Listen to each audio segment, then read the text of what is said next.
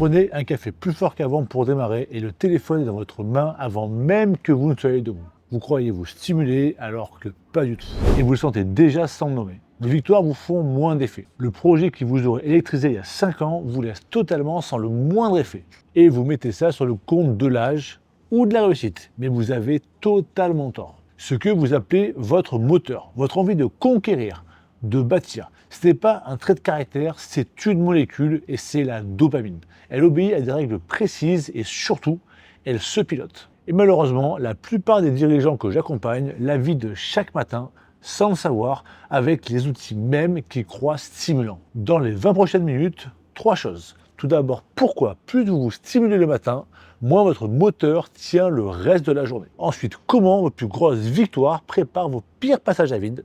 Et surtout à la fin, le geste de 2 minutes qui relance votre moteur pour des heures sans rien avaler, pas de pilule magique. Je ne suis ni médecin, ni coach sportif. Mon métier, c'est de traduire la recherche de pointe, les travaux d'experts en physiologie tels que Andrew Huberman à Stanford, Dana Lemke sur le système de récompense et de Peter Attia sur la longévité en protocole qu'un dirigeant peut exécuter en moins de 2 heures par semaine. Et s'il y a bien un sujet sur lequel je vois des dirigeants brillants se planter, c'est bien celui-là. Parce que c'est totalement contre-intuitif. Ce qui vous a permis de réussir, c'est de pousser plus fort en empilant les stimulants les uns après les autres. Et passer à certains caps, c'est exactement ça qui éteint votre moteur. Par contre, restez jusqu'au bout parce que la dernière partie contient le seul levier qui sépare les dirigeants qui gardent leur moteur à 55 ans de ceux qui l'ont éteint à 45 ans. Mais avant d'entrer dans le vif du sujet, une petite précision qui va être très utile. Tout ce que je décris aujourd'hui, votre niveau de base, vos pics, votre vitesse d'exécution et même d'exécution, tout ça, ça se mesure. Ce n'est pas une impression, c'est de la donnée, de la data. J'ai mis en place un audit de votre performance cognitive qui est littéralement offert, qui situe où vous en êtes réellement et vous dit noir sur blanc lequel de vos leviers physiologiques limite votre performance. Le lien pour réserver votre audit est dans la description. C'est offert et c'est la façon la plus simple de passer de je crois que à je sais que. Et pour ceux qui ont plus d'appétence pour Instagram, vous pouvez me DM audit, le lien de mon compte est aussi dans la description. Mais tout ça, on y revient à la fin. Pour l'instant, voici le mécanisme. Donc 3 parties. En 1, ce qu'est vraiment la dopamine. Et la loi unique qui explique pourquoi plus vous cherchez le plaisir, moins vous allez en ressentir. En 2, le mécanisme exact qui fait chuter votre moteur. Et pourquoi votre défaut de performance cognitive ressemble simplement à du vieillissement. Et en 3, le système complet pour relever votre ligne de base. 6 leviers à activer et celui surtout que personne n'utilise. C'est bien une première erreur. Et en plus, qui est universel, c'est de croire que la dopamine, c'est le plaisir. Et ça, c'est totalement faux. La dopamine n'est pas ce que vous ressentez quand vous obtenez quelque chose de désiré. C'est ce qui vous pousse à aller chercher l'envie de conquérir un marché que vous n'avez pas encore, et c'est ça la dopamine. Huberman, éminent docteur en neurosciences, le résume d'une seule phrase. C'est la molécule qui vous fait regarder au-delà de vous-même et désirer ce qui n'est pas encore à vous. Et concrètement pour vous, un dirigeant sans dopamine, ce n'est pas un dirigeant triste, c'est un dirigeant éteint, qui a tout et qui n'a plus faim, plus envie de rien. Maintenant, la première chose que personne ne vous montre, c'est l'échelle. On a mesuré, chose par chose, de combien chacune fait monter votre dopamine. Et voici de combien chaque chose la multiplie. Le chocolat, 1,5 fois. La cigarette, 2,5 fois. Et les drogues les plus dures, jusqu'à 10 fois. Et tout le reste de votre journée fait pareil en plus discret. Votre café, votre écran, le sucre, un petit verre, une bonne nouvelle au bureau. Chacun fait monter votre dopamine. Moins fort, mais c'est la même dopamine, le même mécanisme à chaque fois. Et justement, c'est ça qui change tout. Vous en avez une seule. Pas une dopamine pour le travail, pas une autre pour le plaisir, une autre pour le sport, une seule, partagée par tout ce que vous faites. Donc plus vous la dépensez d'un côté, moins il vous en reste ailleurs. Par contre, gardez ça en tête, parce qu'après on y revient. D'abord, la loi centrale de toute la vidéo. Votre dopamine fonctionne sur 2 niveaux. Si vous ne retenez qu'une seule chose aujourd'hui, c'est bien celle-là. Il y a votre ligne de base, le niveau qui circule en permanence. Et c'est lui qui détermine votre humeur générale et votre élan, votre entrain au travail. Et il y a les pics. C'est monter au-dessus de la base. Donc, des closings de contrat, un verre, un café, une notif. Voilà la loi. Un pic n'augmente jamais votre base, il a fait justement chuter. Vous croyez qu'après une grande victoire, vous allez planer une semaine alors que c'est totalement l'inverse. Plus le pic est haut, plus la chute qui suit passe en dessous de votre niveau normal. Les chercheurs appellent ça la balance plaisir-douleur. Derrière chaque montée, une descente un peu plus forte et surtout un peu plus longue. C'est pour ça que le surlendemain d'un gros closing ou d'un gros deal, d'un lancement réussi, d'un événement attendu, vous vous sentez curieusement à plat. Et c'est ça, être en dette de dopamine. Et cette baisse a une cause physiologique simple. Votre dopamine est stockée dans des réserves prêtes à l'emploi. Chaque pic puise dedans et ces réserves mettent du temps à se reconstituer. Un gros pic en vide beaucoup d'un coup et il faut attendre plus de temps avant d'en retrouver. Mais pourquoi ce mécanisme existe? Tout simplement parce qu'il nous a fait survivre il y a 15 000 ans. Si trouver de l'eau vous avez laissé combler à vie, vous ne seriez jamais reparti en chercher. La nature a câblé la chute pour vous remettre en mouvement. Et voici la première chose à faire dès aujourd'hui. Le jour où vous avez un gros pic de dopamine, par exemple un deal à closer, ou alors une victoire, attendez-vous dès lors au creux qui va suivre. Ne cherchez absolument pas un autre pic pour le combler. C'est exactement là que commence la spirale. Laissez juste et simplement le réservoir se remplir. Le problème, c'est qu'aujourd'hui, vous n'êtes plus en chasse une fois par jour de dopamine. Vous déclenchez des pics toute la journée et là, ça change tout le game. Regardons ensemble votre journée et comment elle s'articule concrètement. Au réveil, scroll téléphone, un pic. Ensuite, 2 cafés, encore un pic. Ensuite, une viennoiserie ou un truc à manger vite fait parce qu'une réunion assez tôt, encore un pic. Un dossier qui se signe, encore un pic. Un déjeuner assez calorique, encore un pic. L'après-midi, le téléphone toutes les 6 minutes. Un pic en rafale, comme ça. Et le soir, 1 ou 2 verres pour décompresser, encore un pic, et au lit, avec l'écran devant, scroller encore comme ça, et c'est encore un pic. Chacun de ces gestes paraît anodin, mais rappelez-vous, c'est toujours la même dopamine. Le matin, vous puisez déjà dans vos réserves. À midi, vous puisez encore. Et le soir, vous faites les fonds de tiroir. Et voilà pourquoi le dirigeant qui travaille dur et qui vit fort finit par dire, après 40-45 ans, je ne sais pas, j'ai moins d'énergie qu'avant, c'est l'âge et c'est juste normal. Sauf que ce n'est presque jamais à cause de l'âge. C'est une ligne de base de dopamine qui s'est littéralement effondrée à force de l'enchaînement des pics de dopamine. Et c'est sur moi, parce que ça ne s'effondre pas d'un coup. Ça se fait par étapes, mois après mois, de façon imperceptible, jusqu'au jour où vous franchissez un seuil et où soudain, plus rien ne vous fait d'effet. Ce qui marchait avant ne marche plus. Et maintenant, le piège dans le piège, celui que presque personne ne voit. Ce fameux enchaînement de pics. Quand vous faites votre séance de sport avec le café fort, la musique à fond, le booster avant la séance, le téléphone dans la poche, vous obtenez un pic énorme. Agréable, c'est top, mais seulement. Vous venez d'apprendre à votre cerveau que cette activité n'a de valeur que dans ces conditions. La fois suivante, sans tout cet attirail, elle vous paraît fade, sans aucun goût, et il vous faut plus de café, plus de musique et plus de stimulants pour ressentir la même chose. Perso, j'ai vécu ça sur mes propres séances, à force de mettre la musique à fond, les podcasts, la musique, le téléphone, le sport avait perdu tout son goût. Le jour où j'ai tout retiré, l'envie est revenue et j'ai pris du plaisir à être au sport, seul, avec moi-même, en totale harmonie. Par contre, ça va plus loin que le sport. Plus une stimulation est intense, plus elle écrase le reste. Les aliments ultra transformés, conçus pour exploser votre dopamine, rendent un vrai repas fade sans goût. Le contenu le plus extrême rend la vie monotone. C'est le même mécanisme de partout. À force de chercher l'intense, vous éteignez ce qui a du goût. Et c'est ça, enfin, le vrai visage de votre démotivation. Ce n'est pas un manque de caractère. Une dopamine recalibrée vers le haut qui ne répond plus aux signaux normaux. Et maintenant, un mécanisme de plus, parce que celui-là touche directement vos décisions. Entendre quelque chose qui confirme ce que vous croyez déjà, ça libère de la dopamine.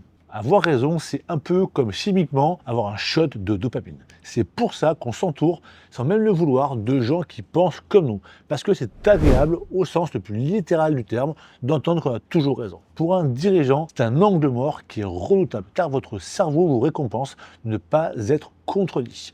Les meilleurs le savent et vont chercher le désaccord exprès. C'est ça le secret. Et maintenant, reliez ça à ce que vous vous dites peut-être déjà. Je compense avec du café, du stress, de la volonté, ça ne tiendra pas. Et vous avez totalement raison parce que ça ne tient pas. Pas par manque de discipline. La discipline, ça ne se décrète pas. Ça se fabrique au niveau physiologique. La volonté, c'est la conséquence d'une bonne ligne de base et non la cause. Et maintenant, dernier piège du mécanisme et elle ouvre la solution. Votre cerveau n'aime pas la récompense constante. Il aime la récompense imprévisible. C'est exactement ce qui retient un joueur au casino. Pas le gain garanti, ça on s'en fiche, c'est le gain qui est incertain. Le réservoir de dopamine reste mobilisé quand il ne sait jamais combien il va recevoir. Et retenez ce mot, c'est imprévisible et c'est la clé du premier levier. Donc il y a 6 leviers qui sont tous gratuits, sauf bien sûr le dernier, et c'est le dernier qui va tout changer. Le levier numéro 1, arrêtez les enchaînements de pics de dopamine. Ne cherchez plus le pic maximal à chaque fois, il faut varier. Alors quoi faire? Tout simplement, une activité que vous voulez continuer d'aimer, retirez-en les stimulants une fois sur deux. Par exemple, parfois la séance sans musique, ni pré-workout. Parfois le travail en silence sans café et un outil simple directement issu des labos tiré à pile ou face avant. Alors c'est quoi? C'est que pile vous mettez de la musique et face vous en mettez pas. Vous laissez le hasard décider, donc vous redevenez imprévisible pour votre propre cerveau. Ça paraît contre-productif alors que c'est exactement ce qui protège votre base de dopamine. En levier numéro 2, le froid. Voici le levier le plus sous-estimé et de loin, c'est le froid. Le froid fait monter votre dopamine jusqu'à 2,5 fois votre niveau de base dopamine, autant que les cigarettes pour les fumeurs. Sauf qu'ici, il n'y a pas de crash, la montée tient plusieurs heures. Le café vous donne un pic plus une dette derrière. Le froid, quant à lui, relève votre ligne de base dopamine pour la matinée entière et ça vous coûte 0. Alors quoi faire? Tout simplement, le matin, terminez votre douche par du froid. Ça va être un enfer au début. Et surtout l'hiver, vous allez avoir envie de couper et sortir de la douche. Et ça, c'est normal, même pour les habitués. Mais attention, la bonne nouvelle, c'est que la dopamine se libère, que vous soyez zen ou crispé. Vous n'avez rien à réussir, vous avez juste à y rester un peu et à vous dire que c'est dans la tête. La durée, la température, la fréquence selon votre récupération, ça c'est du calibrage, mais on va en reparler après.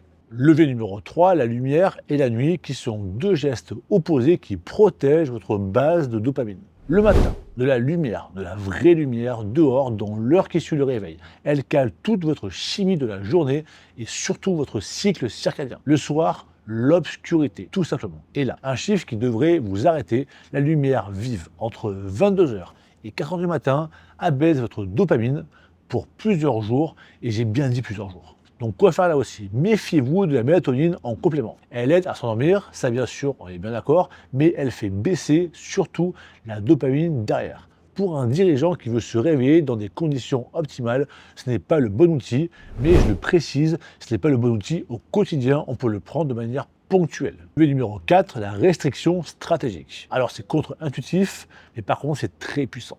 Quand vous suivez une diète à la lettre et que vous vous privez d'un repas, d'un plaisir, vos récepteurs à dopamine deviennent plus sensibles. Et c'est pour ça que ceux qui pratiquent le jeûne intermittent finissent par aimer l'état de jeûne, car ils tirent de la dopamine de la privation elle-même. Pas seulement du repas qui suit, mais de la privation. Et il y a un effet de remise à zéro qui est spectaculaire.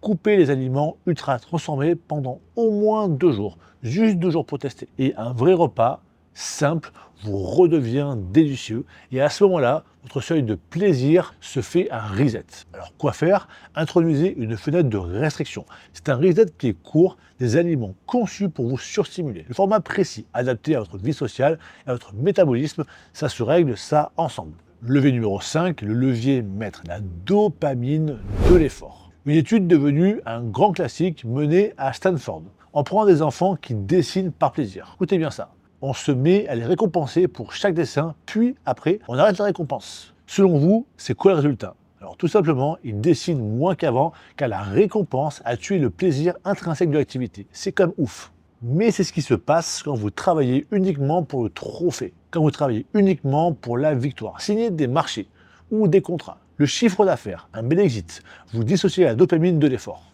Et l'effort vous coûte un peu plus cher à chaque fois. Encore pire, la fois d'après, il vous faut 2 fois plus de café et 3 fois plus de pression juste pour démarrer la journée. Mais il existe littéralement l'inverse, et c'est le secret des dirigeants qui tiennent 20 ans et le secret des top performeurs d'élite mondiale.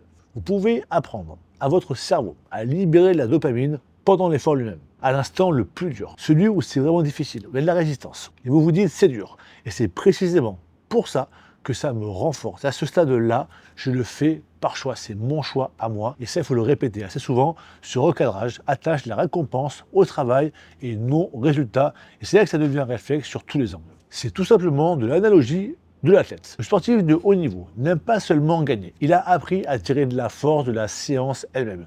La discipline lance une entreprise. Mais passer un cap, le cerveau du dirigeant doit s'entraîner comme un athlète qui prépare son corps. Alors que la volonté plafonne, il faut un système qui rende l'effort lui-même récompensant. Et c'est le seul levier qui ne s'épuise jamais, parce qu'il ne tire pas sur le réservoir, il le recharge. Et levier numéro 6, la connexion réelle. Celui-là, le dirigeant l'oublie toujours. Une étude publiée dans la revue de sciences l'a montré. La connexion sociale réelle, le lien déclenche directement la voie de la dopamine. Par la même voie que la conquête, d'où une importance réelle de bien s'entourer. Alors comment faire? Il faut une vraie interaction, en présence, sans téléphone, chaque jour. Ce n'est pas du confort, c'est une sorte de levier physiologique qui relève votre base de dopamine au même titre que le froid. Et les compléments, qui sont le levier que tout le monde rate. C'est la question qu'on me pose le plus. Alors soyons précis, et ça tombe vraiment bien parce que c'est mon métier. Les compléments ne sont pas la fondation. La fondation, ce sont les leviers d'avant, mais bien choisis. Et bien agencé, c'est un vrai accélérateur. L'erreur est de ne jamais en prendre. L'erreur, c'est de prendre la mauvaise famille de suppléments, mais laissez-moi vous expliquer pourquoi. Il y a une famille qui vous piège tout le temps, c'est la famille des précurseurs. Des molécules qui poussent directement la dopamine vers le haut, comme la L-tyrosine et encore plus brutale, la mucuna. Un coup de concentration net. D'un coup, vous êtes focus, c'est net, c'est clair, mais ce sont des pics avec une montée franche et derrière, il y a toujours un crash. C'est le piège de cette vidéo en version pilule. Ça reste excellent à prendre, mais de manière ponctuelle pour une échéance précise. Veillez donc à ne pas tomber dans le piège du pilier quotidien. Par contre, il y a une famille qui vous sert. C'est des soutiens sans avoir de crash, comme la caféine d'abord. La seule vraie exception qui est bien utilisée, elle améliore la sensibilité de vos récepteurs. Vous tirez davantage de chaque dose de dopamine. La L-théanine, qui lisse la caféine, permet de rester focus et calme. Pour les phases de travail intenses, parce que la phényléthylamine, c'est ce que contient le chocolat noir. Un coup de clarté net, mais plus régulier qu'un précurseur. Il y a aussi le maca qui agit autrement, elle fait baisser le cortisol, votre ennemi numéro 1 en excès, et laisse bien évidemment la dopamine s'exprimer. Et le magnésium L-thréonate qui soutient le sommeil profond, parce que c'est la nuit que votre dopamine se recharge. Donc soignez votre sommeil et vous travaillez sur votre moteur pendant que vous dormez. Je vous épargne la mode d'une partie des biohackers IA qui vous préconisent de prendre des nootropiques sur ordonnance ou sur le marché noir, ou bien des peptides et tout autre produit dopant. On va vous épargner les effets secondaires dévastateurs sur le long terme sur votre cerveau et votre cœur. Ici, on vise l'excellence et surtout, on veut maximiser son potentiel de performance cognitive sur l'ensemble de sa vie et non sur 6 mois. La vie est un marathon et non un sprint, messieurs. Mais le complément juste, à la bonne dose, au bon moment, dans le bon ordre, ajusté à votre physiologie, c'est exactement ce qui sépare un placard à pilule magique d'un protocole qui marche. Et ça, on le construit ensemble. Il y a 5 actions à mettre en place dès demain. En 1, arrêtez les enchaînements de pics de dopamine et sortez le téléphone de vos sessions de travail, variez vos stimulants au lieu de les empiler. En 2, du froid à la fin de la douche. Le matin, c'est le levier le plus rentable de la liste. En 3, la lumière dehors au réveil et obscurité totale le soir. Et pas de mélatonine au quotidien. En 4, une vraie connexion par jour, sans écran, et 2 jours minimum sans aliments ultra transformés pour réinitialiser votre seuil de dopamine. Et en 5, apprenez à votre cerveau à libérer de la dopamine pendant l'effort lui-même. Vous rebranchez la récompense sur le bon schéma. Faites ça au moins 2 semaines. Vous sentirez la différence sur votre moteur du matin avant même de comprendre pourquoi. Mais il y a toujours un angle mort et voici pourquoi. Vous ne savez pas où se trouve votre ligne de base de dopamine, ni lequel de vos leviers physiologiques par rapport au sommeil profond, la glycémie, l'inflammation, l'intestin ou les hormones tirent votre moteur vers le bas en ce moment. Et la dopamine ne flotte pas seule, elle dépend directement de ces leviers-là. Un maillon lâche et tout le moteur tourne au ralenti. Devinez, c'est ce que font les amateurs. Mesurer, c'est ce que fait un dirigeant qui traite sa physiologie comme un actif stratégique. C'est exactement la fonction de l'audit de performance cognitive que je vous offre. On mesure ce que personne ne mesure chez vous. Votre focus, votre clarté, votre vitesse de décision et d'exécution, situés et écrits noir sur blanc. On les relie à vos vrais leviers et on identifie celui qui vous coûte le plus aujourd'hui. Ce n'est pas un bilan de santé de plus, c'est la cartographie précise de votre moteur. À partir de là, vous décidez de ce que vous en faites. Sachez que si cette vidéo vous a parlé, c'est probablement que votre moteur tourne en dessous de ce qu'il pourrait. Le lien de votre audit offert est en première ligne de la description ou bien en DM audit sur Instagram. Le lien est aussi dans la description. Les places sont limitées. Derrière chaque audit, il y a un vrai temps d'analyse en one-one avec moi. N'hésitez pas, prenez votre rendez-vous. On va regarder les chiffres ensemble et on met en place un plan d'optimisation de votre performance cognitive. Et maintenant, je vous dis à très vite.